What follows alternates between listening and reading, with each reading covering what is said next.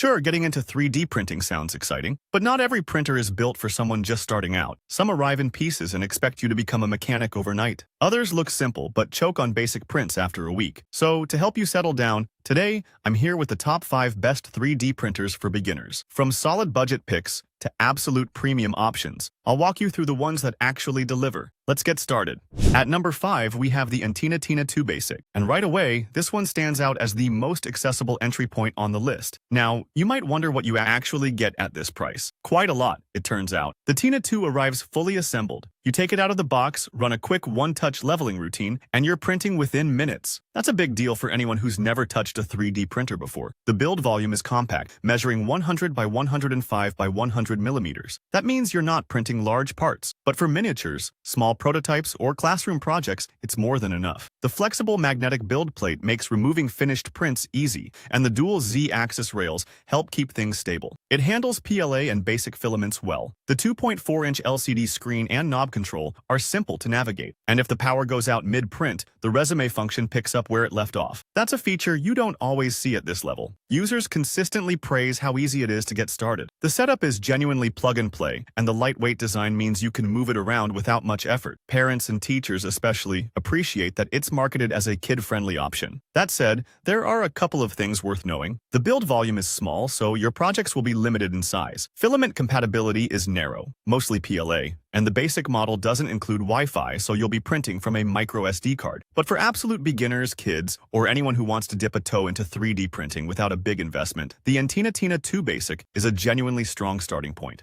And then we have the Creality Ender 3V3S. This one steps things up nicely from the ultra-budget tier. The biggest upgrade here is the combination of auto-leveling and a direct drive extruder. At this price, that's rare. The CR touch sensor paired with a strain sensor handles bed leveling and Z offset automatically. That means fewer failed first layers, which is where most beginners get frustrated. The build volume jumps to 220 by 220 by 250 millimeters. That's a significant step up from the Tina 2. You can print larger functional parts, prototypes, and decorative pieces without feeling cramped. The Sprite Direct Drive Extruder supports PLA, PTG, and even TPU. That's flexible filament, which opens up projects like phone cases, drone parts, and wearables. Print speeds go up to 250 millimeters per second. It's not the fastest on the market, but it's quick enough for most hobby work. The 32-bit silent mainboard keeps noise down, and the flexible PC spring steel bed makes print removal straightforward. Users highlight the value this printer offers. The 3-step assembly takes about 20 minutes. The auto-load and unload function for filament is convenient, and the massive Creality community means you'll find mods, upgrades, and troubleshooting help everywhere. There are a few trade-offs to keep in mind, though. Some users report extruder or motherboard issues over time. The included sample filament is minimal, so you'll want to order spools right away. And there's no enclosure, which means drafty rooms can cause warping with certain materials. That said, for hobbyists, students, or first-time makers who want more capability without a steep learning curve, the Ender 3V3 SE is a compelling choice.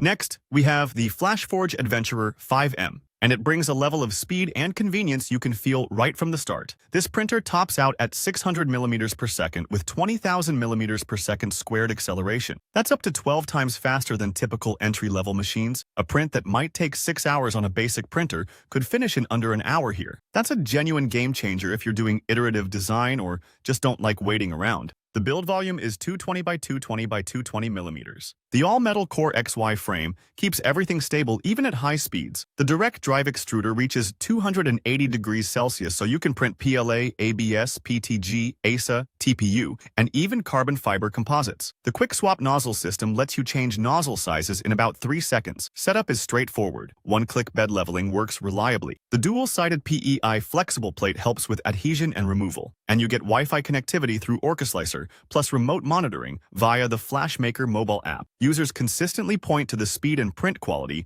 as standout strengths. The dual fan cooling and vibration compensation keep details sharp even when the printer is moving fast. For schools, hobbyists, and anyone doing rapid prototyping, it's a serious step up. Now, the trade-offs. It's loud at full speed, so an enclosure helps. Some users report adhesion issues that require a glue stick or surface prep. The filament spool holder design isn't great, and many owners print an upgrade for it. The touchscreen interface can feel finicky, and replacement nozzles aren't cheap. But if you want speed, reliability, and a wide range of material options without jumping to premium pricing, the Adventurer 5M earns its spot at number 3.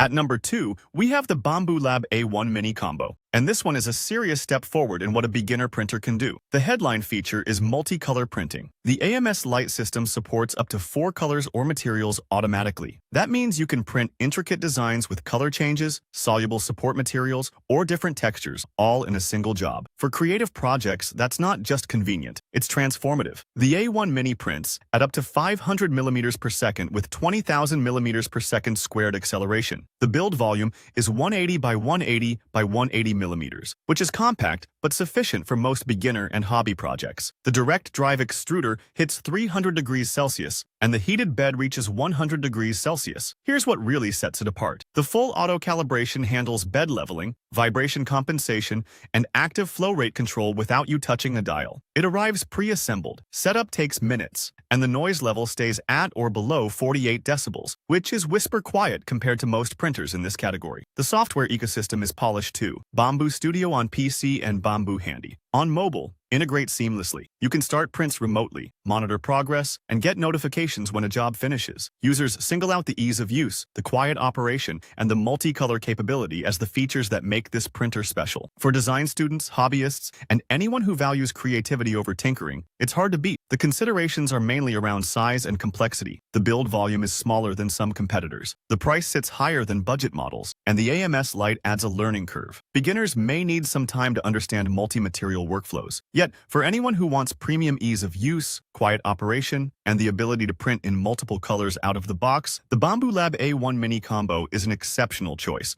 And finally, the absolute best 3D printer for beginners on this list is the Creality K1C. This is the one you choose when you want the most complete, capable setup available without stepping into industrial territory. Like the Adventurer 5M, the K1C prints at up to 600 millimeters per second with 20,000 millimeters per second squared acceleration, but it adds an enclosed chamber that reaches up to 60 degrees Celsius. That enclosure makes a real difference. It reduces warping with ABS and ASA, improves layer adhesion, and keeps the printing environment stable. It also helps with noise, making this printer quieter than many open-frame competitors. The build volume is 220 by 220 by 250 millimeters. The direct drive extruder features a clog-free design and supports PLA, PETG, ABS, TPU, ASA, and carbon fiber filaments. The hot end reaches 300 degrees Celsius, and the heated bed hits 120 degrees Celsius. That combination covers virtually every material a beginner or semi-professional maker would want to use. Auto bed leveling, vibration compensation, and active flow control are all built in. The dual fan cooling system with air ducts keeps overhangs and bridges clean. Connectivity includes Wi-Fi, LAN, and USB, with Creality Cloud integration for remote monitoring and slicing. Users praise the speed,